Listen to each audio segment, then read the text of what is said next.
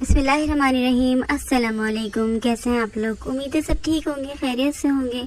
अल्लाह का शुक्र है मैं भी ठीक हूँ और अल्लाह ताला से दुआ है कि अल्लाह पाक आप सबके लिए आसानियाँ पैदा फरमाए, आप सबकी मुश्किलों को अल्लाह पाक हल कर दे। आमीन सुम्मा आमीन। तो आज भी हम बात करने जा रहे हैं सूरह बकरा के बारे में।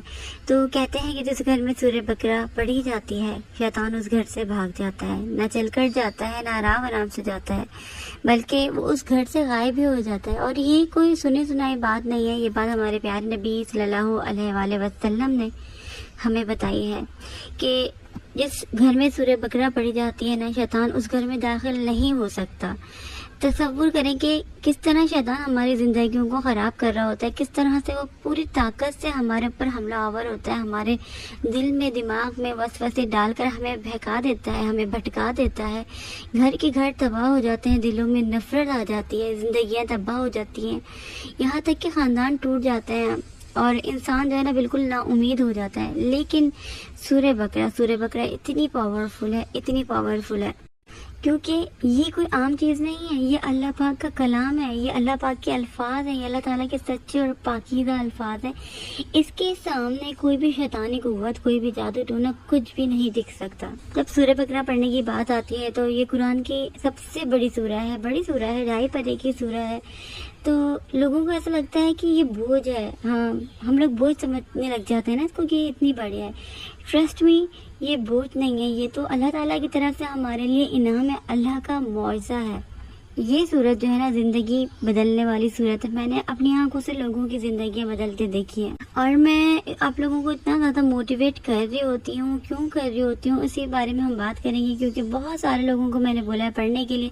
आप लोगों में से बहुत सारे लोग पढ़ रहे हैं और मैं भी पढ़ रही थी, लेकिन मुझे भी इसके बारे में पता नहीं था। और बहुत लोग पढ़ रहे हैं, बहुत सारे लोगों ने वजीफ़े किए हैं, बहुत ज़्यादा चेंजेस आए, लेकिन उनको पता नहीं है कि ये सूरह है क्या, ये इतनी ख़ास क्यों है, इसके अंदर ऐसा क्या ख़ास बात है। और ये कोई आम सूरत नहीं है, इसको पढ़ने से हमें हिदायत मिलती है, हम अल्लाह ताला के करीब जाते हैं, ये हमें तबाही से बचाती है। अच्छा, सूरह बकरा का जो नाम है ना, तो वो सूरह बकरा के मायने जो है ना वो गाय के हैं, गाय के ऊपर है। एक आम सा नाम अल्लाह ताला ने इस सूरह को दिया है। देखें, गाय तो हमारे यहाँ मुकद्दस भी नहीं मानी जाती, एक तो आम सा जानवर है, लेकिन इसको सूरह बकरा को गाय के ऊपर इसका नाम क्यों रखा गया है? क्योंकि इसके अंदर गाय की एक स्टोरी है, तो वो स्टोरी आज मैं आपको सुनाऊंगी। और आप सभी को पता है कि सूरह बकरा जो है मदनी सूरह है और ये पूरी जो है एक साथ नहीं नाजिल हुई है, ये थोड़ी थोड़ी करके जो है ना नाजिल हुई है। जैसे कोई किला बनता है ना, उसकी एक एक ईंट लगाई जाती है, इसी तरीके से इसकी आयत आयत करके जो है ना पूरी ये सूरह बकरा इस तरीके से उतरी है। सूरह बकरा से सिर्फ हमें रहनुमाई नहीं मिलती, इससे हमारी ज़िंदगी में रहमतें और बरकतें नाजिल होती हैं। आप देखें, जो सूरह बकरा पढ़ते हैं लोग और जो नहीं पढ़ते, उन दोनों में बहुत फ़र्क होता है। जो लोग सूरह बकरा पढ़ते हैं उनकी ज़िंदगियाँ अलग ही होती हैं, उनकी ज़िंदगी में अलग ही रोशनी होती है, उनकी ज़िंदगी में अलग ही सुकून होता है और शैतान उनकी ज़िंदगी से बहुत दूर चला जाता है। तो ये सूरत इतनी अहम क्यों है? बाकी तमाम सूरतों से सूरह बकरा इतनी ज़्यादा अहम क्यों है और इसकी इतनी ज़्यादा अहमियत क्यों है? वो क्या ख़ास बात है जो इस सूरह को सबसे मुनफरिद बनाती है? तो ये सूरह पूरा कॉन्स्टिट्यूशन है, इसके अंदर कवानीन बताए गए हैं, ग़िज़ाई कवानीन बताए गए हैं, यहाँ तक कि आपको क्या खाना चाहिए, आपको क्या नहीं खाना चाहिए। तलाक के मामलात हैं, इसके अंदर माली मामलात को किस तरीके से डील करना है, रोज़े के अहकामात हैं। तो इसके अंदर शरीयत के अहकामात जितनी तफसील में बताए गए हैं किसी और सूरह में नहीं बताए गए, इसीलिए ये सूरह बहुत ख़ास सूरह है कुरान पाक की। और इसमें पैगम्बरों के स्ट्रगल के बारे में बताया गया और जो कौमें बाकी हो गई थी उनको अल्लाह पाक ने वार्न किया है सूरह में। और इस सूरह में जो है गाय की कहानी भी है, तो चलें वो स्टोरी मैं आपको बताती हूँ। तो बनी इसराइल में एक बहुत अमीर आदमी रहा करता था, जिसके पास बहुत ज़्यादा मालो दौलत था, जायदाद थी, लेकिन उसका कोई वाली वारिस नहीं था सिवाय उसके एक भतीजे के। और उस शख्स के भतीजे के दिल में बहुत ज़्यादा लालच आ जाता है, वो इतना खुदगर्ज हो जाता है कि वो उस आदमी को मार देता है ताकि जायदाद उसकी जल्द से जल्द हथिया ले। तो जब बनी इसराइल के और लोगों को पता चलता है कि उस आदमी का कत्ल हो चुका है, तो फिर वो लोग जानना चाहते हैं कि ये कत्ल किसने किया है।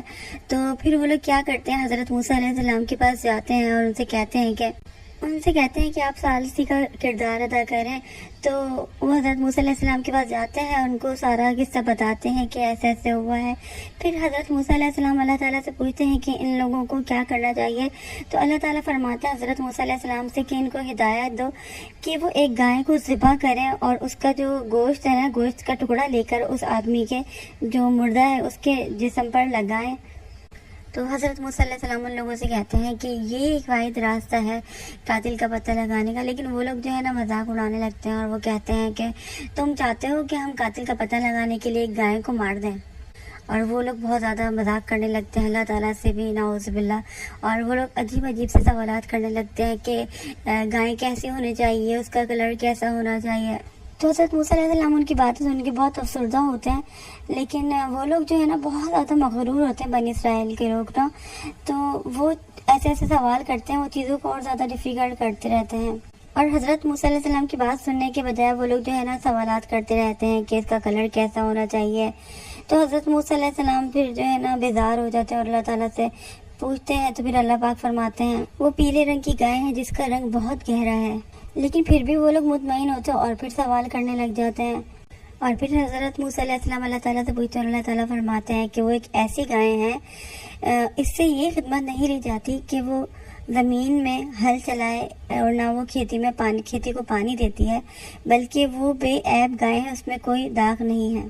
اور فائنلی بنی اسرائیل کے لوگوں کو وہ گائے مل جاتی ہے، اور پھر وہ اس کا ٹکڑا لے کے جو ہے اس مردے کو لگاتے ہیں اور وہ زندہ ہو جاتا ہے، اور وہ پھر نام بتاتا ہے قاتل کا کہ اس کے بھتیجے نے ہی اس کو قتل کیا تھا۔ تو اس کہانی سے ہمیں کیا سبق ملتا ہے؟ اس کہانی سے ہمیں یہ سبق ملتا ہے جب اس آدمی کا قتل کیا گیا تو ایک افراتفری کا عالم تھا، قاتل نامعلوم تھا، کسی کو نہیں پتا تھا کہ کس نے قتل کیا ہے، اور نہ ہی کوئی اس بات کو ایڈمٹ کرنا چاہتا تھا۔ تو پھر اللہ تعالیٰ نے ان کو یہ نہیں کہا کہ آپ ثبوت اکٹھے کرو یا پھر انویسٹیگیشن کرو، اللہ تعالیٰ نے ان کو حکم دیا کہ آپ ایک گائے کو ذبح کریں۔ یہ ایک نہ سمجھ میں آنے والی بات تھی، لیکن اللہ تعالیٰ کو ہم حکم کس طریقے سے مانتے ہیں تو وہ اللہ تعالیٰ کے آگے